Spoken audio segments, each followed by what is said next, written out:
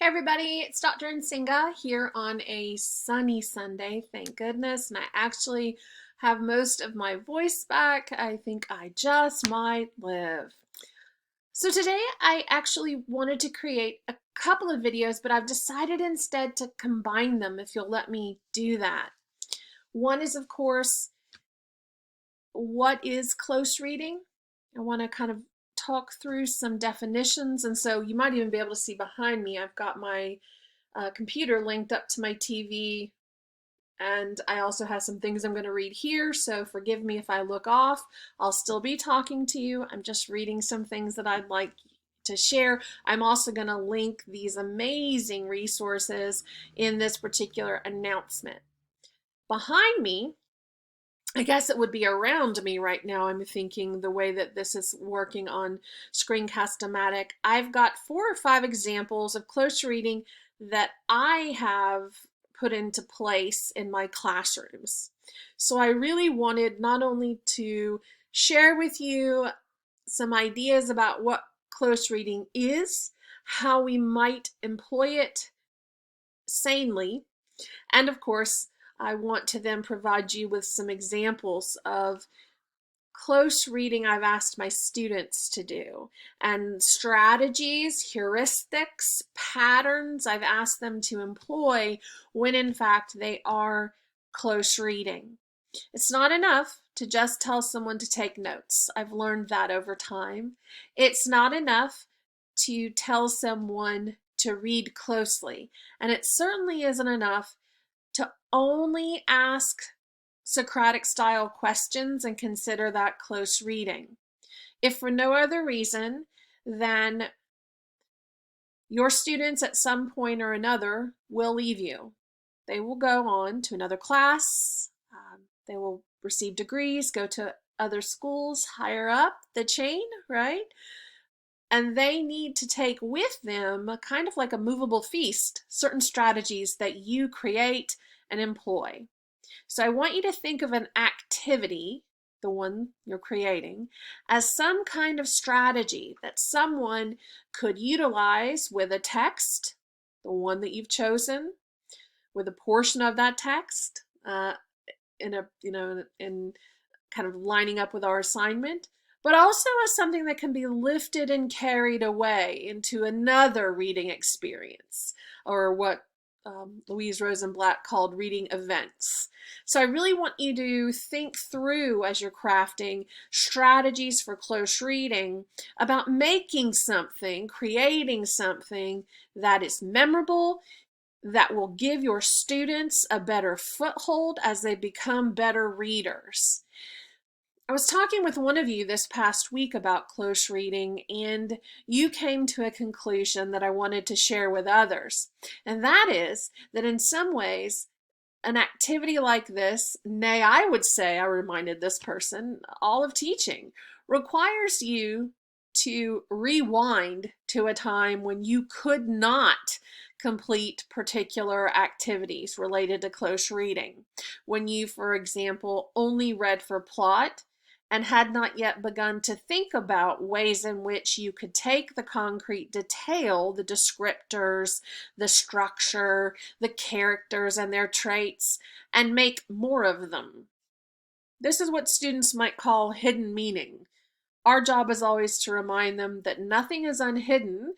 You just have to have the right tools, right? So nothing is, did I say unhidden? Probably. Dayquil. Nothing is hidden. You need only the right tools, because with those tools and strategies, you give students a foothold so that they themselves can not only read in your presence in increasingly better ways, but later when they leave, they can read better without you. And they will take those strategies with them. Let me give you a couple of views of close reading that are seemingly in conflict, but I think it can be in fact put together in really useful ways in the classroom. I'm going to look over here now. There's a guy named Kelly Gallagher I really enjoy. I'm actually going to give you a chapter of his work beginning in the next module. He's got a really interesting book called Readicide, and in it he ponders at great length about how it is that adolescents uh, have lost or maybe losing their desire to read as a result of instructional overkill. Close reading activities, or the requirement of close reading of a whole book or series of books, could in fact kill a love of reading. If you employ these activities nonstop, I think that you increase um, student fatigue with reading. Students come into seeing English and language arts as something that it is not, and they forget the pure love of simply reading story.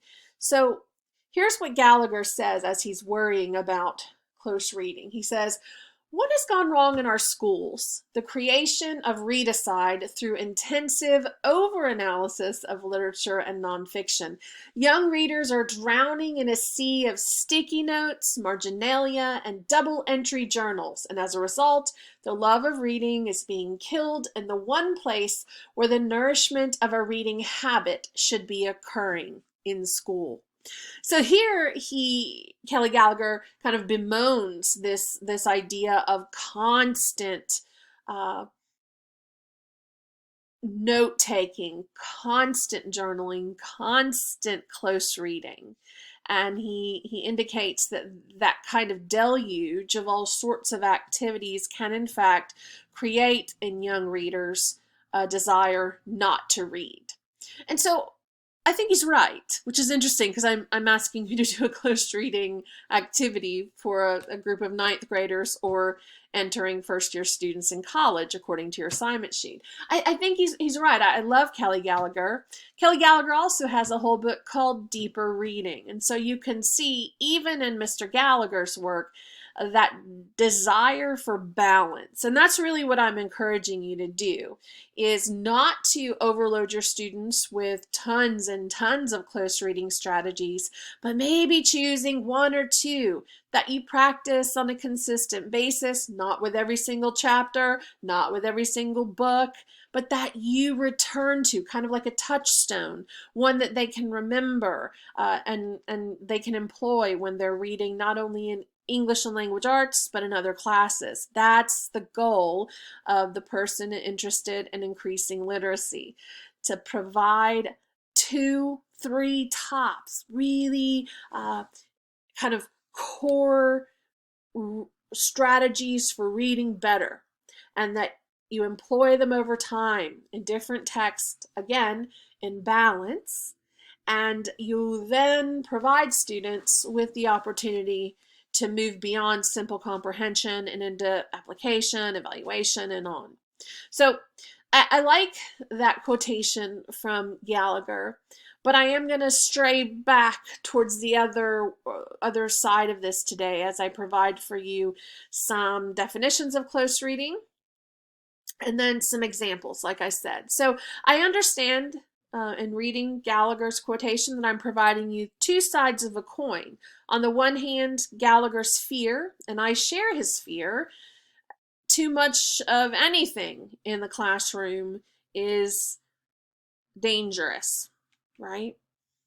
However, what I also want to encourage is you, when you're thinking about how to approach crafting a solid reading strategy, because you need that. You need to be armed with a really solid kind of way to provide students with ways towards sophistication, mastery.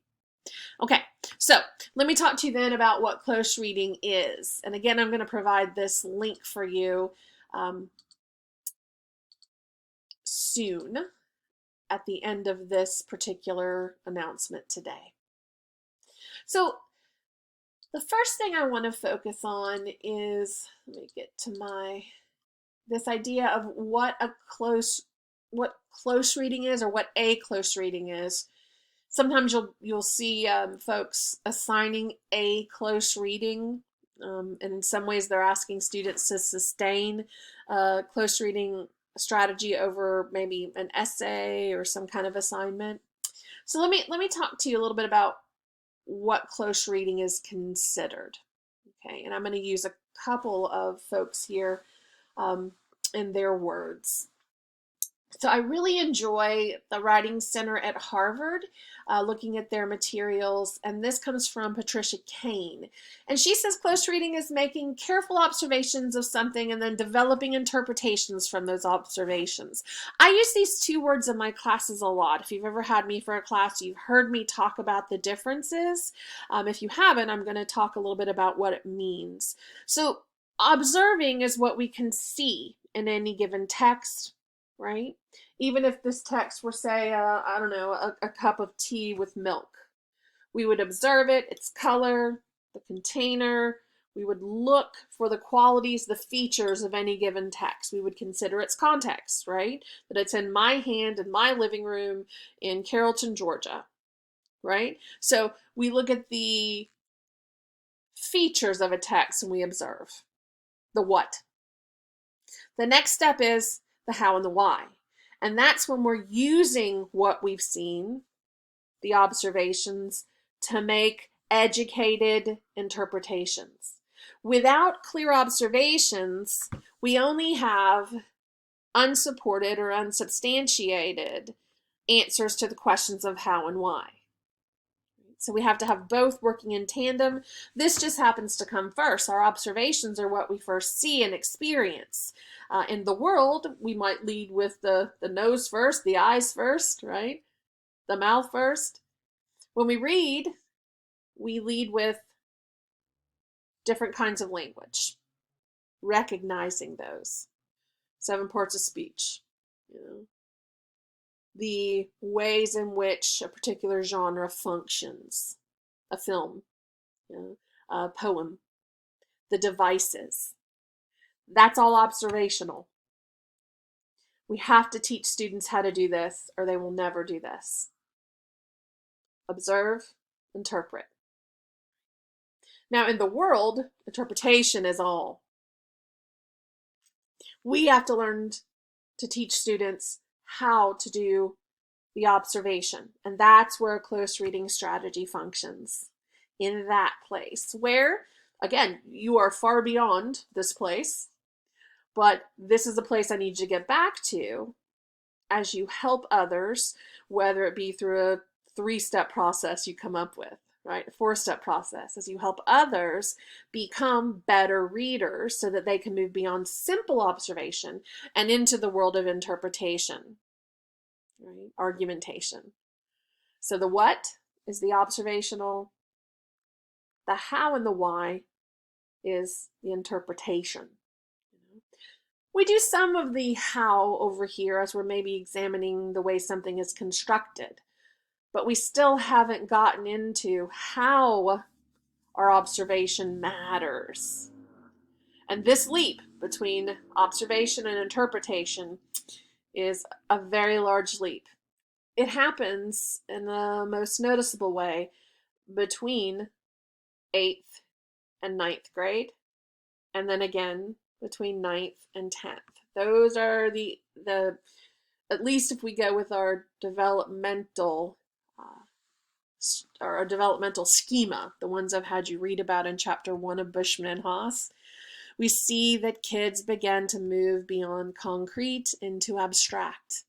It is our role then to meet them there and to give them footholds. Close reading strategies do that for us.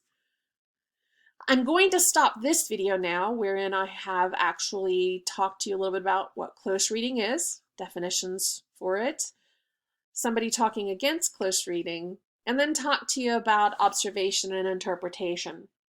Because I really want you to focus in on how you're going to be developing a strategy that allows someone to observe better. You're going to develop a strategy that gives them the ability to move from what and to how and why. So we're going to put this hand behind us and focus a great deal of time on coming up with a strategy that allows our students to observe better.